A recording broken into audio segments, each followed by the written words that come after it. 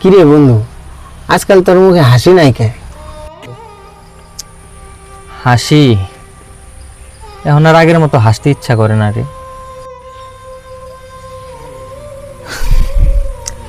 আগে নিজের লিগা কত স্বপ্ন দেখতাম, আর এখন খালি সংসারের হিসাব করি।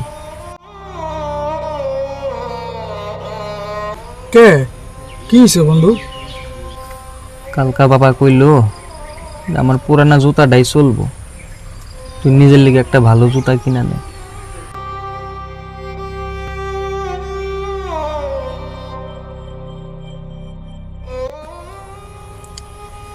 জানোস, আমার জুতা তো একটুখানি ফাটছে, বাবার জুতা তো একবারে ফাইটা অবস্থা নেই।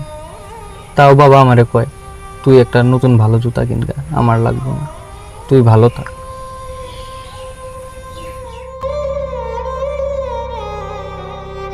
আমার বাবাও একই, নিজের লেগে কোনোদিন কিছু কিনে নেই।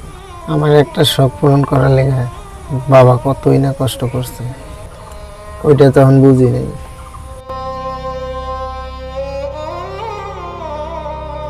জানোস, আমরা বড় হই না রে, একদিন হঠাৎ করে বুঝি যে বাবা বুড়া হয়ে গেছে।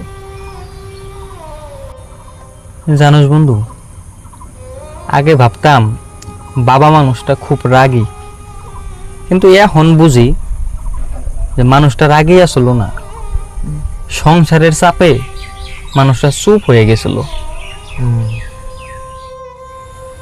আমরা বন্ধুরা যখন ঘুরবার লিগা যাইতাম সবাই মিলে, তখনকার মা কি কয়ে দিত জানিস? যে বাবা সময় মতো খাইয়ে নিবি কিন্তু।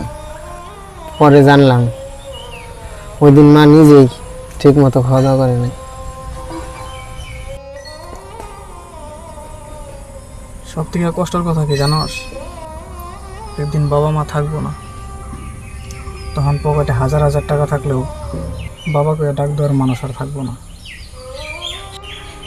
আজকে মনে মনে ভাইবা রাখছি, এই মাসের টাকা দিয়া নিজের লিগে কিচ্ছু কিনুম না, বাবার লিগে এক জোড়া জুতা কিনে নিয়ে যাবো।